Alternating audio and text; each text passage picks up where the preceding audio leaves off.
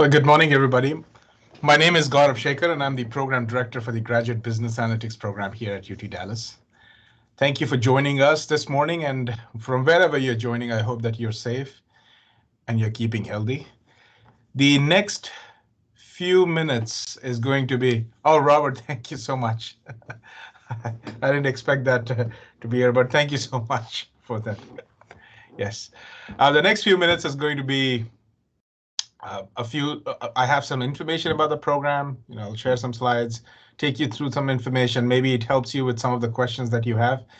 But then we'll straight away jump into any questions, how to go about the application, or if you're already an applicant and you're joining us for some additional questions, we will do that. The mode of the Q&A would be that you put them in the chat and I will read them out. I'll make sure that all of them are covered, but we'll go with the chat. You put your questions there and then I will respond to them. All right, so business analytics at UT Dallas. And even before I talk about business analytics at UTD, the question that I think both of us should ask is why business analytics at all? Why do we need this? I mean, UTD has about 140 degrees, and I'm sure that that's an average number across any university of our size. Maybe there are that have more degrees than us. So we are in the sea of degrees. So why do we need another one called business analytics? And to really answer that question, we'll have to go back a few decades. We'll have to go to the 70s, or maybe, yeah, 70s would be a good time, because that's when the computers started coming into our homes, into small businesses, medium businesses. It wasn't only something that the government was having, and people were investing in computers because they found that it was really a valuable asset to their organization and their businesses. Now, every computer is used for some kind of business purposes. So an application that's created to help you with that business operation, the underlying layer of that application is data. Technically, any application or any software that's created is to manage data. So when the need is data management, that means that irrespective of how many times you use that software, every time you do that, you're creating data, you're generating data. Now, after a couple of decades, there were heaps of data in every organization. Irrespective of your size, you still had those heaps. And the question at that point was what to do with it. And that's where the market leaders got in and they said, well, you know what? It's good data, it's facts. We can look at the trends, we can look at patterns, and we can use that for decision-making purposes. Data-driven decision-making. It's something that we hear very often now. Wasn't there before, but then some people decided that, that's the way to go.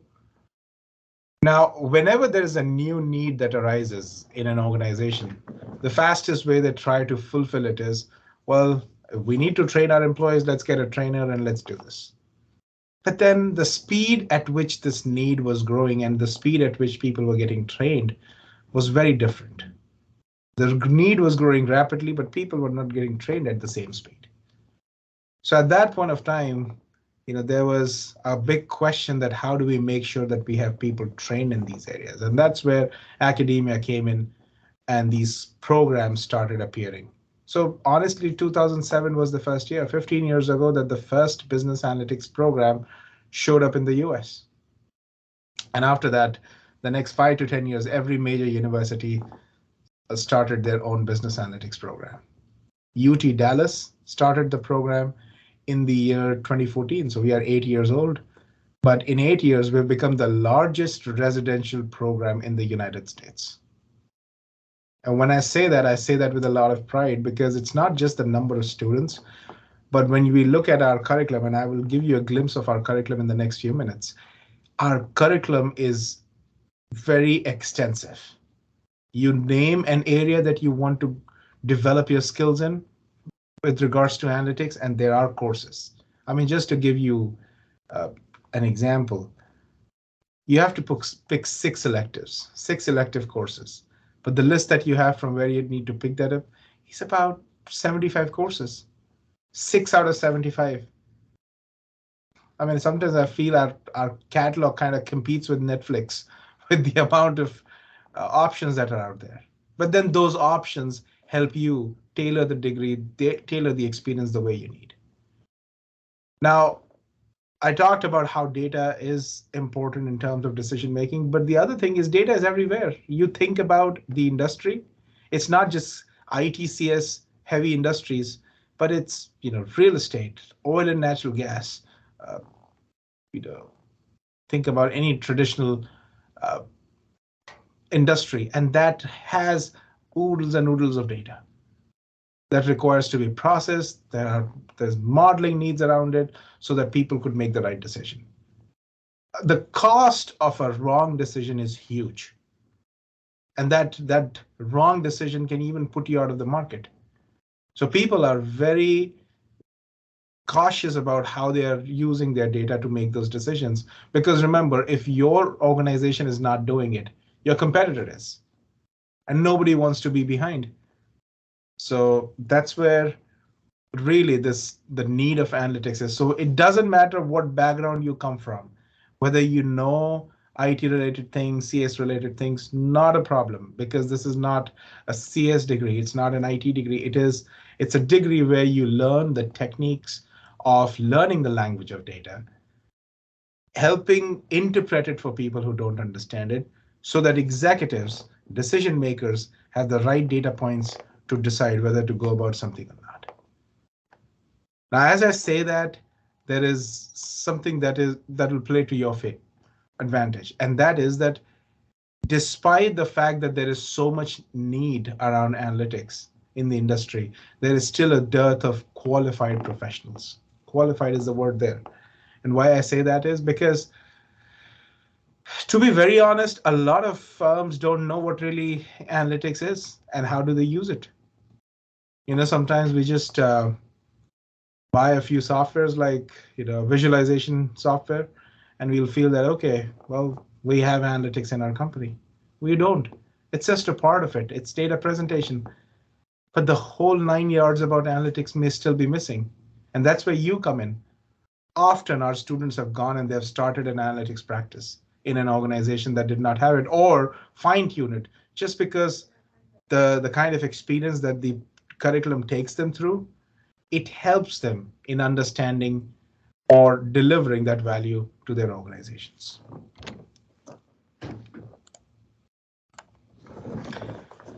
Now, our program, we are very flexible, which means you decide how many courses you want to take. You decide in what sequence you want to take it. You decide how quickly you want to finish your degree. 9 months is the fastest. 72 months is the max time that you have.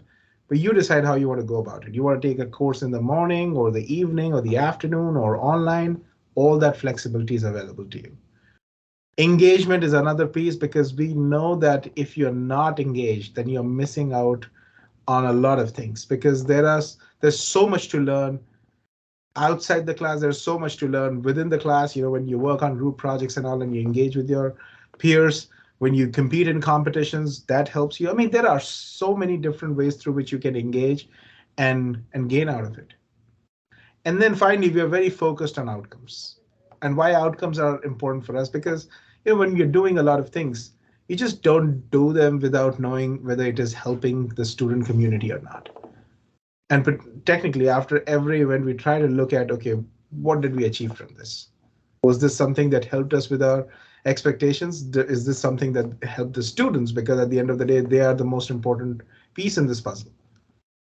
So we do focus on those outcomes and make sure that, okay, if any fine tuning is needed, we will do that, because at the end of the day, we want your experience to be the best one. It's a STEM designated 36 credit hour program where you have 10 different tracks from which you can pick: accounting, cybersecurity, data engineering, data science, decision and operations, financial, healthcare, marketing, social media, and enterprise systems. And enterprise systems is all about SAP. So we have 3 times in the year when you can start a program: fall, summer, and spring. A few more things about why us at UTD. We are the largest in the country, as I said. And despite the fact that we are such a large program, our starting salary is in the range of 100K, the first year compensation, which includes your base or any bonuses. We have partnerships with dozens of companies. And when I say partnerships, I don't just mean that, oh, we're connected on the email. These are people that we are rigorously working with. We're probably helping their businesses become better. They are coming back and investing with us in the school. They are judges in our competitions. They help us with raising funds for the program. They help us with, ensuring that they serve on our advisory boards to help us fine tune our curriculum. They will hire interns from us. They will hire full-time employees from us. There is a full 360-degree engagement that we have with these companies. We are on each other's speed dial whenever we have a problem. So these partnerships are such that we have developed over an extensive period of time. And these partnerships really help us in making the resources from these organizations available to our students. Now, there is a high return on investment with this degree, with such high salaries, average salaries. And by the way, this is just an average. Our top ends are in the range of 250, 260, 300K. Our students are able to, if let's say you take an education loan, you're able to pay it back in potentially 1/3 of the time that you would have taken that loan for. So any financial institution gives you anywhere between 7 to 12 years. Our students are able to pay back the entire education loan in about 2 to 3 years on average. And that is happening because they're making that kind of money. And this doesn't mean that they're uncomfortable. They're living a good life. They're able to support their families. They're able to chip off that education loan. And they're leading a comfortable life. Now, in terms of internships, it's been like about 500 to 600 in the last 3 to 4 years, for sure. And the pay range for this 3 to 4 year period has been about $24, $25 an hour. But very recently, we are seeing our students get close to $30 an hour in their internships, which is a significant jump. The market is great, and they are ready for our students. There are 3 formats of this program. Flex, which is our residential program. It is our state-funded program, has all the 10 tracks in it.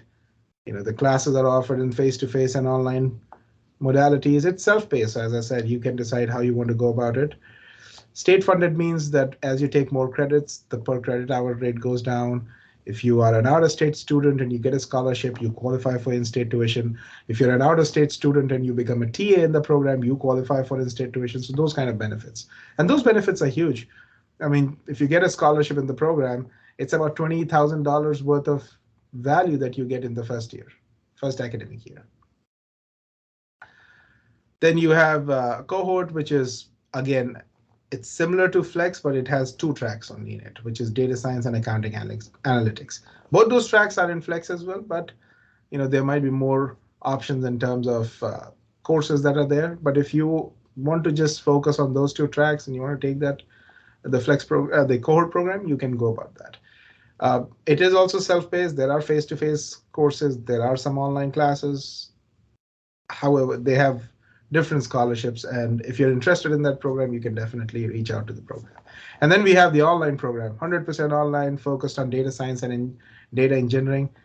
Again, self-paced, but 100% online. Now, the best thing about these programs is that irrespective of what modality you end up with, you get the same degree, Master's of Science in Business Analytics. It nowhere says that you were an on-campus student or you were an online student. We do need a GRE or Gmat score. However, waivers are available for qualified candidates. And there are scholarships in all the 3 programs. In fact, for the online program, we have a $15,000 scholarship, up to $15,000. So if you're a non-Texas resident, you get $15,000. If you're a Texas resident, you get $10,000. And it's all online. What do we need as part of the application? We need your GRE or Gmat scores. Now, if you're going for the Dean's Excellence Scholarship, and for fall 22, the deadline is May 1st. If you're going for those, then definitely we will need your GRE or Gmat. But if you want a waiver, once you apply, you can simply email our advising team. Their email is on the screen right now, jsongradvising@utdallas.edu. And they will look into your application. They will look at your undergraduate transcripts. They'll look at your quantitative courses, etc., and then try to make a determination that if you had sat in a in the GRE or the GMAT, would you have gotten a score that would help you get an admit at UTD? Transcripts are needed, but unofficials are okay. If you have scanned copies, send them to us, and we can use that to make a decision. But once you are admitted, we will need your official transcripts. We need your resume. We need 3 letters of recommendation. And these 3, it could be academic, it could be professional, but we need at least one of them to be a professional reference. Now, professional reference doesn't mean that this has to be a person who worked with you. This has to be a working professional. It could be somebody that you know who's working in the industry with you or has never worked with you is immaterial here. And we need a personal objective statement which talks about why this degree and how does this degree factor in your future. A 1-page statement, double space is enough. There are no application fee waivers unless you are a current student or an alum or you're an employee of UT Dallas. Only for those people we will give the application fee waivers. Now, GRE and GMAT can also be waived if, and on our admissions page, there is a list of criteria, but the most common one that we encounter is if you went to an AACSB school and you got a 3.6 in any discipline in your undergrad degree, a 3.6 GPA at an AACSB accredited school, you can get an automatic GRE GMAT waiver. Scholarships and TAships are available in the program. There is a separate application for scholarships for the MSBA Flex program. Please submit that. It's a scholarship essay, and make sure that your official GRE or GMAT scores are with us by May 1st. Not only sent, but should have been received by UTD by May 1st. Now, TAships are also available, but they're not available in the first semester. We want you to be here at UT Dallas for at least 1 semester before we can offer them to you. So you can apply in the first semester for a second semester TAship, but it's not given out in the first semester. Just a glance on the internships that we have had in the last year. The expanse of the industries, you can see about 360 companies hired our students. And we're going to very soon update this with the new ones from last year. But what I want to show you here is the industries, and only about a quarter of them is IT related industries. So you can see how potentially every industry has some application of analytics, and that should give you an idea about the applicability or the expanse of potential opportunities for analytics students. This is the COVID year, but despite the fact that this was a COVID year, and our students generally go to all 50 states, but still they were able to go to multiple places and work. Yes, a lot of them were working remotely, but if they had to go to those places, that's where their offices were located. A little sneak peek into our numbers in terms of the internships last summer, and we are, as I said, we are kind of getting close to about $30 an hour as in this past spring. But last summer, a max of $105 an hour is what one of our students got for it, and this is all internships. Now there is a ratio between the pay that you get for an intern position as opposed to the full-time position, and it's an average ratio. It's 2:1. So if you earn $1 as an intern, you earn 2, and this is definitely in line with what our students are earning full-time on an average. So let's say 2635, what you see, equates to about $54,000 a year as an intern, which is in line with the 100K that our students get on an average in their full-time jobs.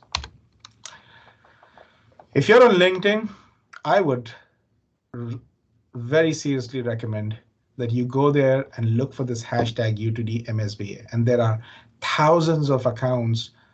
These are unmoderated reflections of internships, what students are doing in the program, etc. that's out there that you can read about. And these are their experiences working as interns, as full-time professionals. And one of the good things about this is maybe your dream company that you want to go to already has a UTD MSBA intern there. Read their story, read how they got there, Maybe connect with that person. And this is I mean, sometimes when I just go and start reading some of these are just phenomenal accounts of what students have done at these companies. So definitely a good read. Now we have a lot of student organizations at UT Dallas. We have about 350 on campus and about 70 plus in the School of Management. The ones that you see on screen are some of the ones that have leaders from our business analytics program. You know, SAP Users Group, Salesforce, Project Management Club, Women in Technology, Toastmasters, a flurry of different analytics clubs, you know, cybersecurity, you name it, it's here. And these are run by students, these are managed by students, and everything is done by students in this. This is a great way for you to sharpen your leadership skills. And let's say there's an organization that is not available and you would like to start one, please go ahead, do that. Because at the end of the day, the most enriching part at UT Dallas is the experiences that you craft yourself. And the best thing is you have the platform to do that. And we will support you with your ideas. And on all these organizations, there were ideas from students that have now blossomed into great platforms for our students. This is the part that I like the most about our degree. You know, we have some certificate programs that we have carved out of the degree. And all these certificates, these are like 3 to 4 courses, mostly 4 courses long. If you take these courses that are listed in these certificates, you will end up with at least a 3.0 in that certificate. You get this certificate on top of your degree. You don't have to pay twice the tuition. The same courses will apply to your degree, the same courses will apply to your certificate, and you get this certificate. Now, depending on your residency, this could go all the way up to $20,000. Students sometimes come only for these certificates, and they're paying anywhere between $12,000 to $20,000 based on their residency, and you get this for free, being a degree-seeking student. And that, I think, is a great value. In fact, these certificates, you can sometimes earn them even before you graduate from the degree, because these are just 4 courses. I'll take an example of the machine learning certificate. Out of the 4 courses, 2 of them are core courses in the business analytics program, and the rest 2 are electives. And all you have to do is just take those courses. Anyways, any student in the business analytics program will be finishing half of the certificate, the machine learning certificate or the business intelligence data mining certificate, because they all have the core classes that you have in the degree program. So this is a great way for you to maximize the value that you're getting in the program. Finally, our contact details. My colleague Sylvia Leventhal is the program manager of the MSBA Flex program. Our emails are right there on the screen. Our direct phone numbers are there. But before we get on to questions, I would just want to show the catalog for a second and then move on to your questions. So we have 6 courses, which is half of the degree that's core. And why that is important is because irrespective of what track you choose, our goal is that if you go to an organization, you work there as an independent contributor, as opposed to somebody who's dependent on working with teams because you don't have that skill set to work independently. And we take that out of the equation because we take you through a curriculum that helps you become that independent contributor. And that's why you do a course on stats, and then there's a predictive, prescriptive analytics class, there's an econometrics class, a database class, and a foundation class on business analytics. To be honest, any company will ask you 3 questions, or your team that you work with. What happened? What will happen? And what do you recommend? So what happened is covered as part of stats. What will happen is predictive analytics, and what do you recommend is prescriptive. Now, you can see these are all the different tracks that we have, and I'm going to paste this link in the chat so that if you want to save this, you have it. But these tracks that are out there, you can pick and choose. You don't have to declare any track. You can start picking up courses as you want. You can take all courses from the single track, or you can do multiple courses from multiple tracks. You can pick 1 course each from 6 tracks. It's up to you how you want to do this. But All these different courses are available to you and they're all part of the program. Okay, on that note, let me get back to our questions and thank you for posting them. Robert, thank you again. I just saw your comment right there. Which is better, flex or core? That's a great question. Now, it depends on what you want to do. Do you want to have that the different options that are out there in Flex program, and you just saw the catalog. All these courses, 70 plus courses are there in the Flex program. Our cohort program is a smaller program. It takes into account accounting, analytics, and data science. If you want to just specialize in those, that's the way to go. And of course, because Flex is the bigger program, there are more options sometimes with some of the courses, more sections to choose from.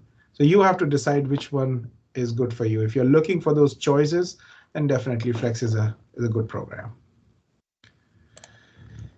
Are there any scholarships for Texas residents in the Flex program? Yes. So again, scholarships, if you're talking about the Flex program, irrespective of your residency, you get the same $1,000 as the Dean's Excellence Scholar.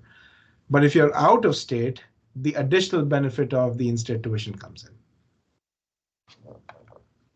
Now, if you're a Texas resident, you may want to even check financial aid if you qualify for that.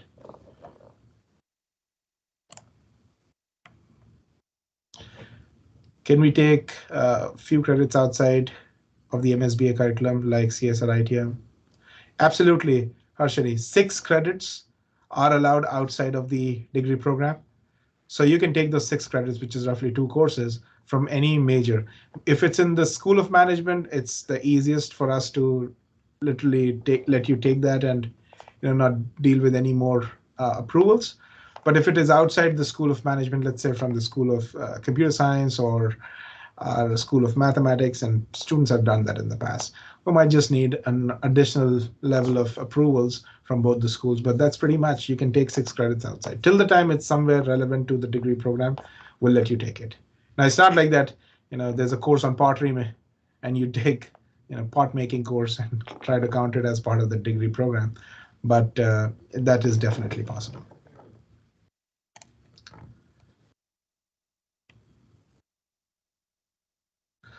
Aditya, if you don't secure it by mid-May, around mid-May, Aditya, technically all decisions are sent out by July, but our team, our scholarship committee tries to send it by mid-May, end of May, to new applicants. If you don't get it, then for the first year, you don't have that scholarship. And as a continuing student, you can always apply every fall. However, I would like to mention one thing. Say not 100% of our students come in with a scholarship. And to be honest, you can always apply for TA-ships in the second semester. That's another way to support yourself. Maybe let's say you don't get a TA-ship. You didn't have a scholarship, you didn't have a TA-ship. What to do? You might end up getting a great internship.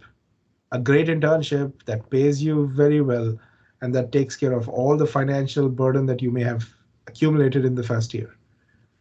And we have students who've gone through multiple paths. There are students who, the best case scenario is you had scholarship throughout. There are students like that. Some of them did not come in with a scholarship, but they became a T in the second semester, and then they got a continuing student scholarship in the second year. So 3 out of the 4 semesters that they were here was covered by some kind of financial aid or scholarship or tuition discounts. So that is possible. Let's say worst case, you don't get any TA-ship, you don't get any scholarship at all. What do? Well, maybe at the end of the program, there is a very high paying job that's out there. So in some way, you will end up being at a place that really pays you well and helps you with your finances. And see, that's the beauty of the program, because the program exposes you to those kind of circles where you can build these relationships that result into these high paying jobs. So whether it's an internship or it's a full-time, you will see some financial value coming out of it at some point in the program. But thank you for asking that question. I've applied for fall 22 and I've requested GRE waiver. And by when can I expect a GRE? So Ayush, it takes our committee about, I would say, 1 to 2 weeks, depending on how quick they are or how many GRE waiver requests they have. But I've sometimes seen them turn it around in a few days, like 2 or 3 days. Well, it all depends on when you requested it and when was the next review that was done. Robert, my first question is with regards to internship versus 63. Thanks for asking that question. So we do have an internship component in the program. Students are required to do an internship before they graduate. If they don't do an internship, we have a course called the Practicum. Now, the internship can be taken for 0 to 3 credits. You might just take a 0 credit internship, meet the requirement of the program, and then take a 3 credit course. Because the internship credits come out of your electives bucket, which is 18 credits. But let's say you don't get an internship and you are ready to graduate, you will have to do a course called Practicum. It's a 3 credit course, fixed 3 credits.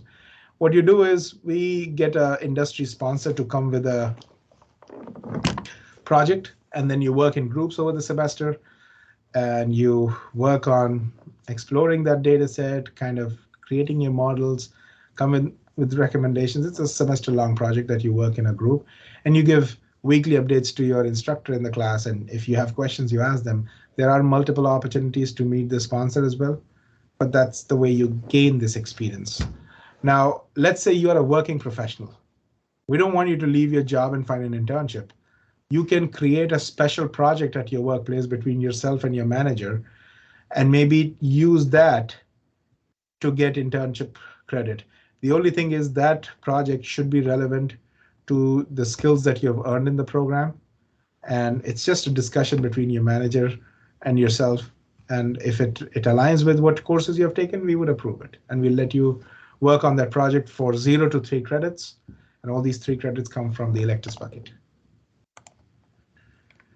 Aditya, if I apply for I-20 and get a scholarship later, do I need a new I-20? I would recommend getting a new I-20 because it notates that you had scholarship as well as part of your funding.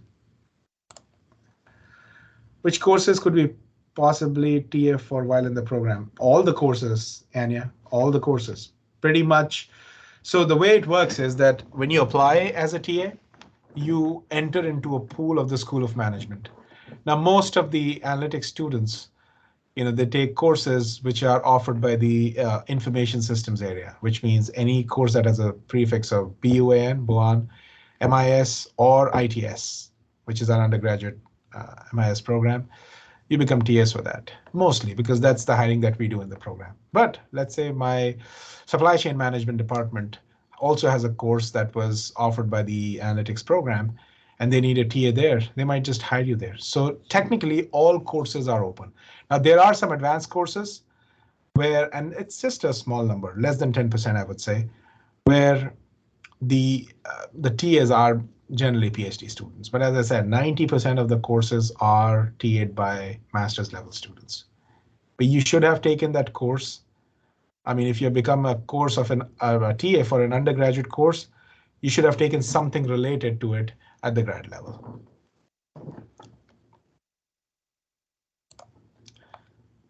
Can I enroll for classes before applying for I-20? Absolutely, you can. I mean, it's open right now for fall and summer. How do you qualify for a scholarship in the second semester? So you don't get a scholarship in the second semester, you get it in the second year. If you are, so you must complete 12 credit hours by the end of spring because every continuing student can only apply in fall. So by the previous spring, you should have completed 12 credits. Now, if you're starting in fall, definitely there's a high chance that you would have completed 12 credits by the next spring. If you're starting in spring, then we tell you that please make sure you have at least 12 credits completed by the end of spring. Score reporting can be done after receiving the decision. You can do that, but your official scores would be needed. I mean, we will go by the unofficial ones for the decision. That's fine. Procedure for scholarship. So, Kunal, I'm going to put that link right here in the chat. Good question. It's on the Jindal website. how you can apply for the scholarship, and I'm going to take you to the graduate scholarships page. I'll put that in the chat right now.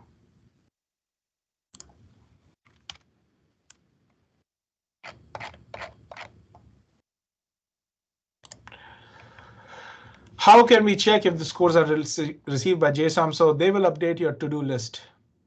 They're going to, Kunal, I see your hand up. I would recommend that if you use the chat feature, just put your questions there. That'll help me take more questions. Thank you. How can we check if the scores are received? So the to-do list is updated. As soon as the scores are received, they will update it. Now, please remember, when you report it through ETS, I'm taking GRE's example. When you report it through the ETS portal, it might show you that it was sent to the university on a certain date, but it may not be received by the university on the same date. It is sent. So it takes sometimes about 2 to 3 weeks before those scores are received and evaluated. And once we receive it, they are approved in the system and the to-do is marked as completed. So your to-do list is important there.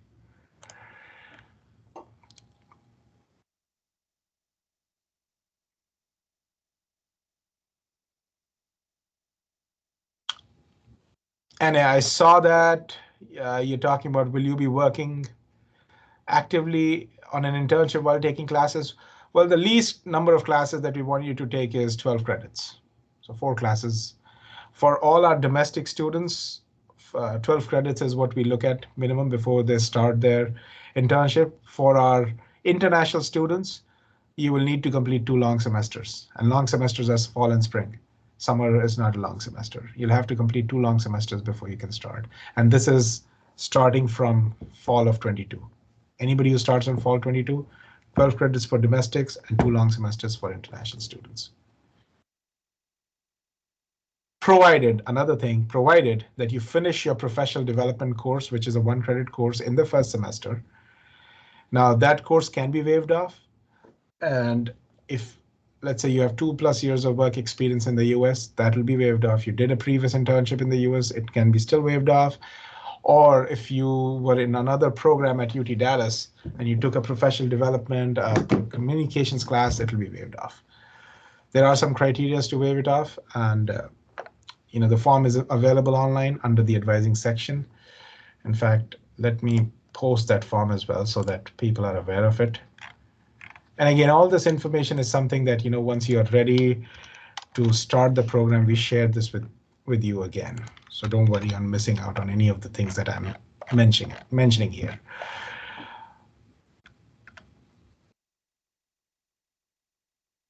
One question, and I'm alluding to it because I think this might be a thought in some people's minds. While you're doing an internship, you can reduce your course load. You don't have to be a full-time student to do that. You can have lesser credits. You can take 1 or 2 classes if you want to and do the internship. For our international students, there will be some other things to look into, but it's possible for them as well that you can take reduced course load and still do an internship.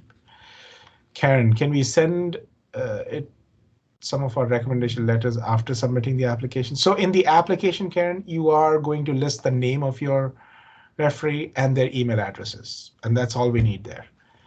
And once we receive those recommendation letters, we will update your to-do, of course, and review your application package. For the flex program, do we need to choose one track or can it be a mix? Well, you can, as I mentioned before, you can have any number of tracks that you want. In fact, if you're willing and you want to take more than 36 credits, in your graduating semester, you can go beyond 36 credits as well, if you want to. So you don't declare any track. These tracks they're more like containers.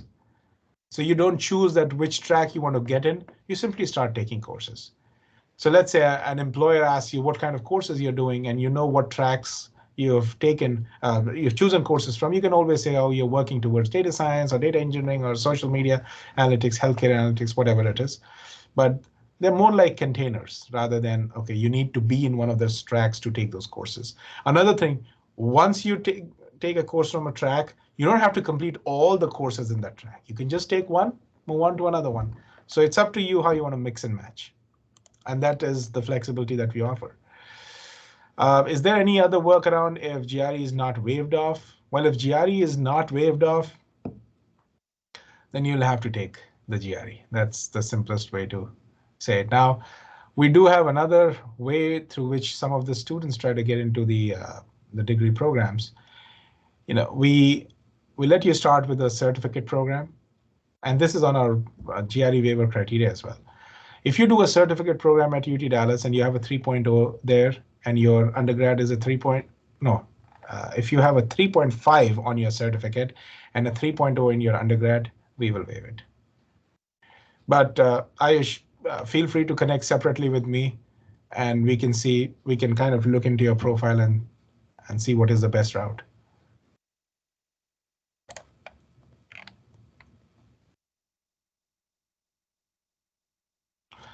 If the GRE Gmat was not waived off, when is the latest we can submit it?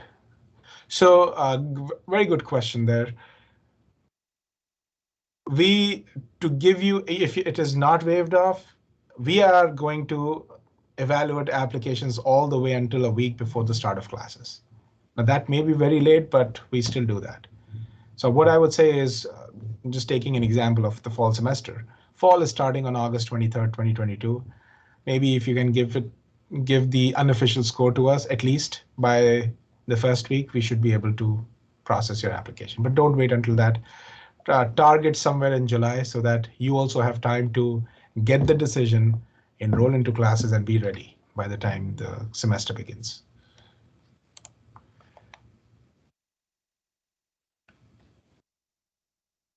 So, Robert, again, and for people who are noticing this or who already have admits and fall, this is the first time we have opened the enrollment for our new students this early. We did it in the last fall around June, but never in April.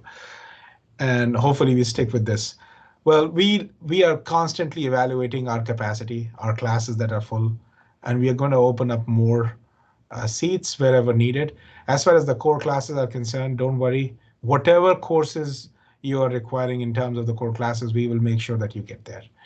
Okay, if you're having any personal challenges in terms of getting enrolled in those classes, just simply reach out to me and I'll see what is the best way. But there are some core classes that have tons of seats available as well.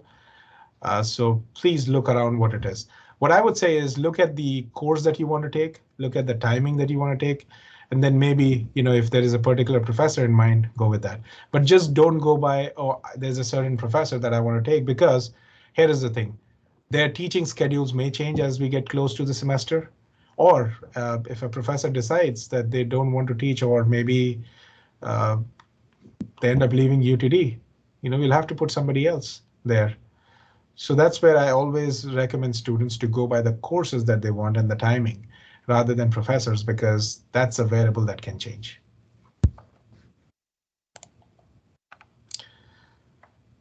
The average employment rate after graduation for times immemorial, in the very first 2 months, it is in the range of 90 to 93%. And then right now, universities across the US, they are looking at a 6-month window. In our 6-month window, anybody who's seeking employment gets it, for sure. I mean, 6 months is a long period. It's a very long period. And we have not had people who have gone to the very end of the 6 months and still have not got a job.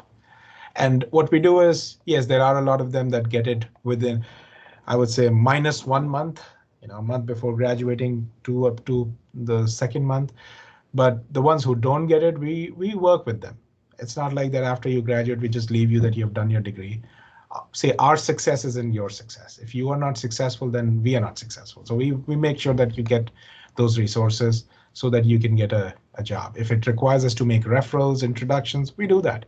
And we do that all the time with our students here for internships or full-time opportunities as well. I was thinking that why nobody asked what's the fee of the entire program. Well, it again depends on the credits you take. The fastest, I said 9 months is what the fastest is. Let's say there's a domestic student who wants to just stack up all the courses, do 18 credits in a semester. And we don't recommend it, but let's say that's the situation. your tuition is about $10,000–11,000 in a semester, a domestic Texas resident. So in 2 semesters, in about 20,000, you're done. And there could be another student who wants to spread it out. And so I would say, on an average, depending on your residency, scholarships, TA-ships, and your number of credits, which is the most important piece there, it is anywhere between late 30s to, let's say, no support, no scholarships over a 4 semester period. It could go to close to about $60,000. If you're a working professional, please check with your employer. There might be some programs through which they pay for tuition. A lot of our current students who are residents and are working and taking classes, their employers are paying, depending on the employer. Some of them pay for the entire thing. Some of them pay for a certain number of credits every semester. So technically, over an extended period of time, the student literally pays off for the degree for free. Venkatesh, I have applied for scholarship, but it sure need to send GRE score. I've already sent it. So if it was sent in the last few days, it may not have reached UTD. You may want to just send me an email separately, and I can check if it's there or not. Are you eligible for a scholarship as an international student, and what's the application? Yes, you are. May 1st for fall 22 is the deadline. If you are a spring applicant, then October 1st. And October 1st and May 1st means we need your scholarship essay, and we need your application, and that's the application pretty much. But we need your GRE and Gmat scores or Gmat scores to reach us by May 1st or October 1st for fall and spring, respectively. How long does it take to receive a decision for the application after submitting it? So it takes about, Natalie, I would say 4 to 6 is the official period. Okay, let's put it that way. But our team has been pretty quick on turning around decisions. So I would say 2 to 3 weeks. If you have all the documents, it's a straightforward application. Doesn't take much time. You might even hear back in a week. We had some people, great profiles, didn't take us too long. It was about a week, 10 days. Tamalo, I'm a management science background, working experience, and education background in science and technology. I had the option of requesting for Gmat GRE, but was rejected. So Damola, there are a lot of considerations that they take in when they look at the Gmat GRE waiver. And definitely one of the things that we look at is your academic performance there, because GRE or Gmat is an academic test. So we need to see how you've done in your previous degree to make that determination. I'm not exactly sure what they have looked at and why they rejected it, but if you want me to send an email to me, I'm more than happy to review it again for you to see what could have gone wrong here. But if they have told you that it is rejected, then your best bet at the moment would be to take it. What's the application deadline to be considered for scholarships as far as spring semester? Spring is October 1st. Harsh just answered that question. How often do committees meet? Every week, every month? Well, that depends, Ayush. It depends on how many we have. We try to do that every week to 10 days. But if you have to meet multiple times in a week, we do that as well. Again, it depends on how many requests we have had. Gautam, I've been admitted to MSBA course and applied for education loans. Once I submit the details for financial proof for I-20, what is the expected turnaround time for I-20 visa? So I-20s, once all the documents are received, is 7 to 10 business days. Business days, not calendar days. How many international students do you take into this program? So about, I would say, at our graduate level, and this is across our graduate programs, I would say about 70% of our students are international students. For any of you looking for good the Gmat Magush app is for your phone is great. And I agree. Yes, Magush is, or if you want to do the Manhattan test, that's another great resource. Unnati, procedure to enroll for classes.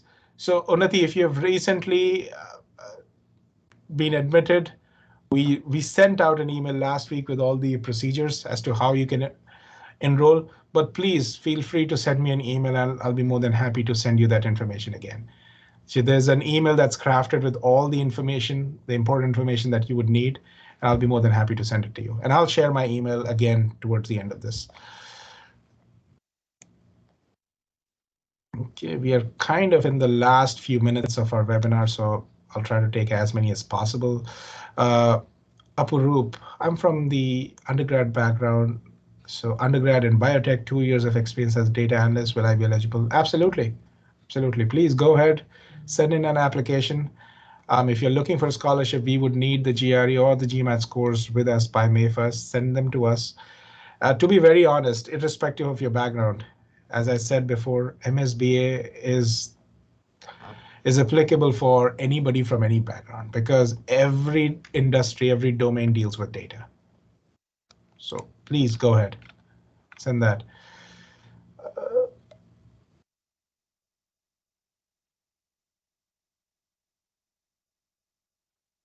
So, and yeah, okay, now I get your question. You can be a TA for the School of Management. For the math department, they would probably prefer people who are in the math department. Technically, schools, they don't look around for TAs outside of the school because they get people within their programs. But you know what? You're more than happy to reach out to them and see if they would be willing to take you. Habib, what's the amount of scholarship? So you get, I'm just talking about the Dean's Excellence. You get $1,000 in tuition discount. And then if you're an out-of-state student, you end up getting in-state tuition benefit. Now, the total benefit of this scholarship over a calendar year, depending on the courses, number of credits you take, can be anywhere between $16,000 to $20,000 in that calendar, in that academic year. May deadline for application only for official score reporting too. Now, if you want to go for the scholarships, definitely May 1 is the hard deadline. But it's a regular application deadline as well. But if you submit your application after May 1st for fall, we'll still accept it. There'll be a $75 late fee, but we will still evaluate it. So don't worry about that. If that's the worry, that will the application be accepted? We will, as I said, all the way until about 10 days before the start of classes, we will accept your application. For a currently enrolled full-time MBA but graduating next month, are there different requirements for applications and submittal or required documents? Robert, you will still have to submit the same application. What I would recommend is if you're graduating, you might want to reach out to advising to see if they can add another program to you because you are a current student. And again, depending on which format you're going for, if you're going for the online format, we have a different set of people that you need to reach out to. But let's start with, why don't you send me an email about it, and I will look into what is the best way to get this added to you. Okay.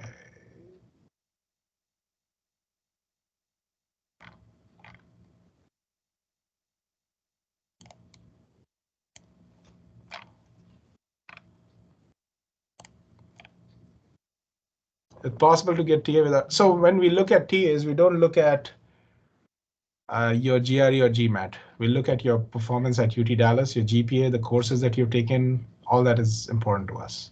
We don't look at GRE anymore or GMAT.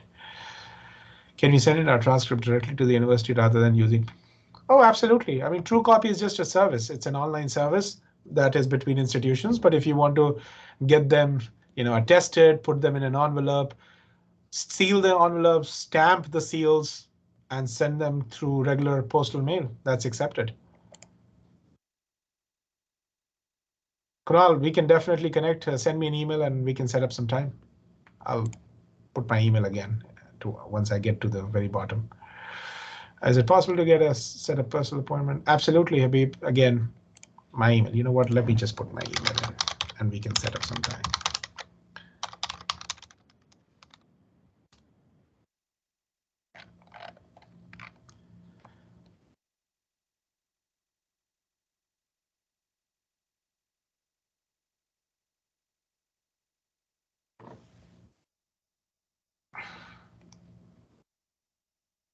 Demola, if you can send me an email, I will be more than happy to look into this and help you as to what's really missing out there. I'll help you understand that. Don't worry about that. Ayush, I've sent official transcripts as requested by Json for the GRE waiver. I recently received a notification from undergrad college that the transcript is received by UT Dallas, but I don't, the Galaxy portal, how do you know? So Ayush, you should be seeing it updated on your to-do, but if it is not, again, send me an email and I'll have somebody from the admissions team re-look into your file and make sure that they mark it as completed if they have received it.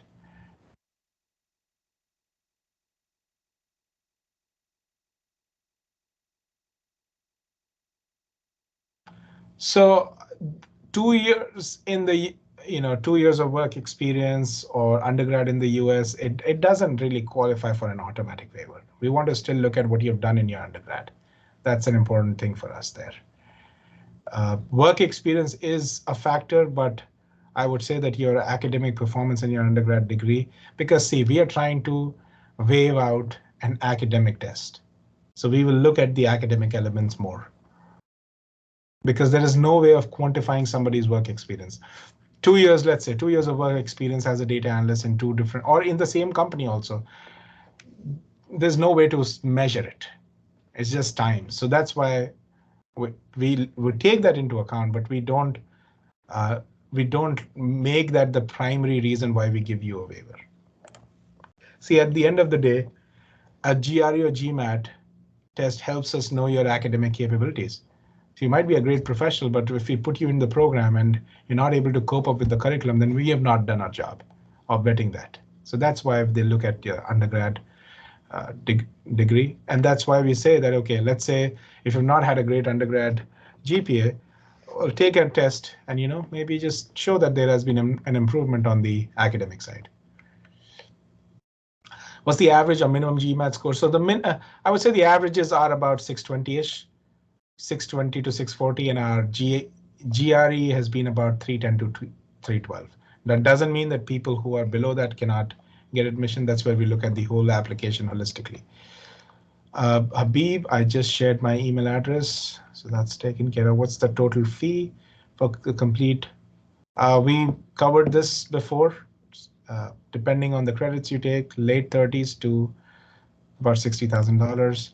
Can a student get both TA and scholarship? We don't try to double dip, unless that's our last resort. But we've never had that challenge. But we try to not give the same student a scholarship and a TA-ship together in the same semester, because we want to spread the wealth. Yes, Gauri, for cohort, so flex students can enroll by themselves. They can choose whatever class sections what they want to go in. For cohort, you have to do it through your program. So reach out to your program director or your program manager and they will help. Okay, so when is the decision regarding TA community as far as spring is concerned? Well, once you are in your fall, and I'm assuming that you're starting in fall, we generally communicate TA decisions a few weeks before. I would say 3 to 4 weeks before the start of the semester. What's the minimum GMAT? There's no minimum, to be very honest. There's no minimum GMAT or GRE to get a scholarship. But our averages are about 310 to 312 for GRE, and generally our scholarship recipients are a little above that range. Okay, last question here. You said scholarship will save around 20. How much a TA would save in a year? Well, a TA, let's say you get a TA ship, it's $1,000 a month pay, 5 months of pay, $5,000 there. Plus, we also pay, starting fall 22, we'll pay your health insurance for that semester. So that's another $1,300. And then finally, the in-state tuition, let's say you take, because you have to be a full-time student, you'll get another $8,000 worth of value there. So 8 plus 5,000, 13,000 plus your health insurance, about 14,500 is what the benefit looks like in one semester for a TA. How to apply for TA? It's on the Jindal website, but if you're a new student, don't worry about it, because new students don't become TAs in the first semester. Okay, that was a great round of questions. Thank you so much for all the questions. the recording would be sent, and my email is there in the chat. Please make sure that if you have questions, don't keep them to yourselves. Send it to me. We also have a Telegram group where students ask all sorts of questions all the time. So what I would recommend is just join this. This is for the Flex program, but I have put the link in the chat, and we hope to see you all at UTD at some time. But for now, stay healthy, and we'll be in touch soon. And this recording will be sent to you as well. Thank you so much.